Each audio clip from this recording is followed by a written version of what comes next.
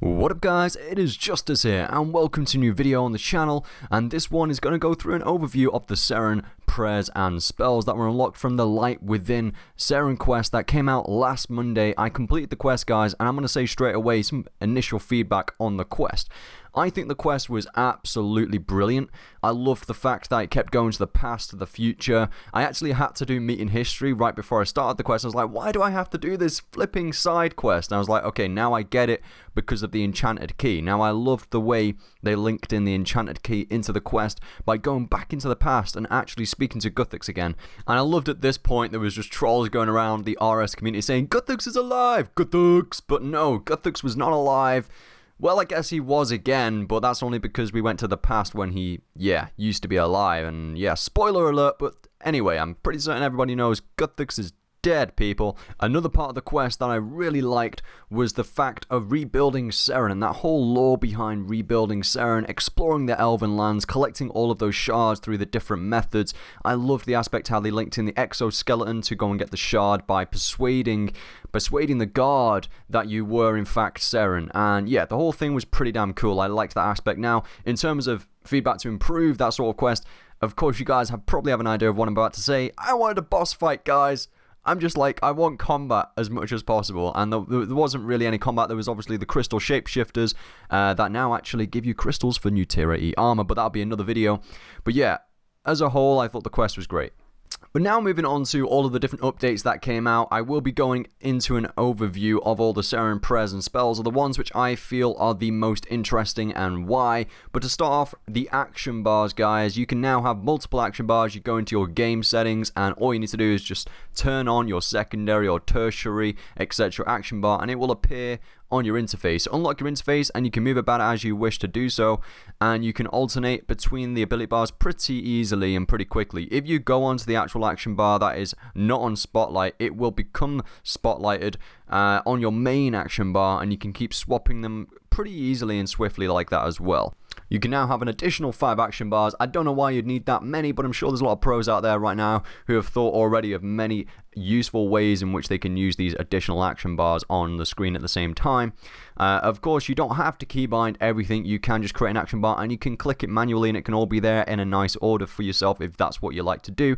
And the pros out there will probably be keybinding a heck of a lot of things, even with like the F1, 2, and 3 and 4s, and maybe M1, 2, 3, and 4s, whatever like keybinds you have on your like insane keyboard. Well, feel free guys to post down your ideas on the action bars and what sort of useful things you're doing currently with the action bars down below in the comment section. That'd be fantastic to share.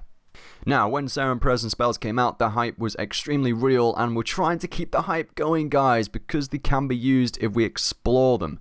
On Monday, it was crazy. We had up to 2,000 people tuning over on my Twitch channel, which was fantastic. Thank you, every single one of you who did tune in on that day. I was testing out loads of different places. I wanted to go and see what worked, what didn't work.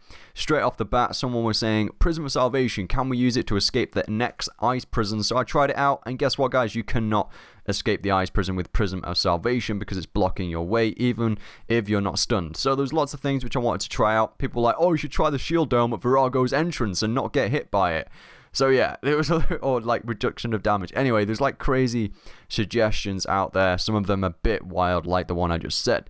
But Prism of Salvation, essentially, you can place it down, and when you get within the proximity of it, you can teleport straight to it, and it can get you out of like funny predicaments. Maybe North Tanky Yakimaru Prism of Salvation would be useful in. And there's also another 2 prisms that are really interesting. So Prism of Loyalty is the most interesting one for me personally out of all 3 of them.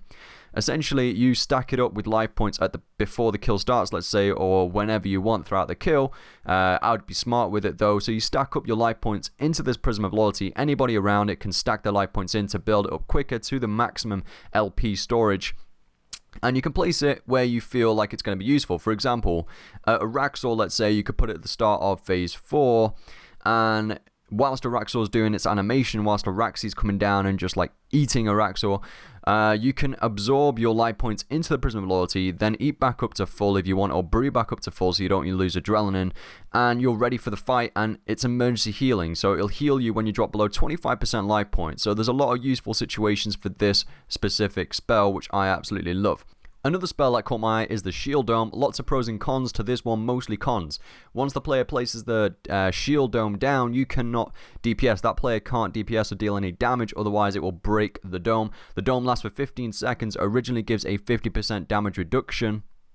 Every new Shield Dome affecting a player will have the damage reduced by 25%, and then 12, and then 6, 3, and then 1. So it reduces by half every single time, so it essentially gets a lot worse. Until 2 minutes have passed since the first time you received that damage reduction from the shield, it will then go back up to 50%. So essentially it has an overall real cooldown of 2 minutes, but throughout the additional times of using that dome, you do still get a bit of damage reduction. But this is what defines a support type combat spell. This is what Seren spells were made for in my eyes. Like a shield dome, one person would be the support class placing down this dome in times of a boss fight where the team is receiving a lot of damage. They can put that bubble down, the teammates can go within the bubble and get the damage reduced. Now, I really need to try this out. I'm pretty certain your companions can still deal DPS whilst in the bubble, but the actual caster of the bubble can't move or deal any abilities, otherwise the dome will be broken.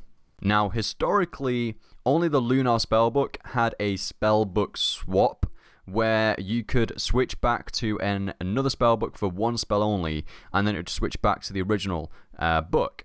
Now Zara spells have a spellbook swap, which is pretty cool, but again it works like Lunars, where you can only switch to, let's say, normal prayers or Lunars for a quick heal other spell, and then once you cast it, it will then switch back to Zara's ancient spellbook.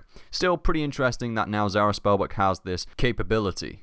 The runes that are mostly used across these new spells are Blood Runes, Soul Runes, and Astrals, potentially making the original Blood Rune runecrafting method even more profitable now. Now, just to touch on a couple of the skilling spells before we move on to the prayers, I'm going to touch on Rapid Growth. It's a skilling spell that enables a growth stage to be skipped for trees, fruit trees, and herbs. It can only be cast once per day per patch. Now, it's pretty interesting because it is in fact stackable with the Ultra Growth Potion that is dropped by the Giant Mole. This is going to help a lot of hardcore farmers out there.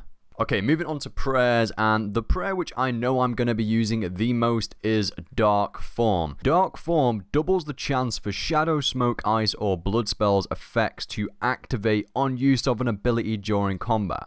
So historically, you could pretty much only really stun enemies, let's say with Ice Barrage. If you auto-attack them, you'd have like almost like a 100% guarantee it was going to work. If you used abilities, it was a very low chance that it was going to activate. Using Dark Form will double the chance of it activating, so in fact you can Ice Barrage whilst DPSing a significant amount with abilities, which is really useful. Also, Blood Barrage, you can also heal up a lot more effectively than you could previously whilst using abilities.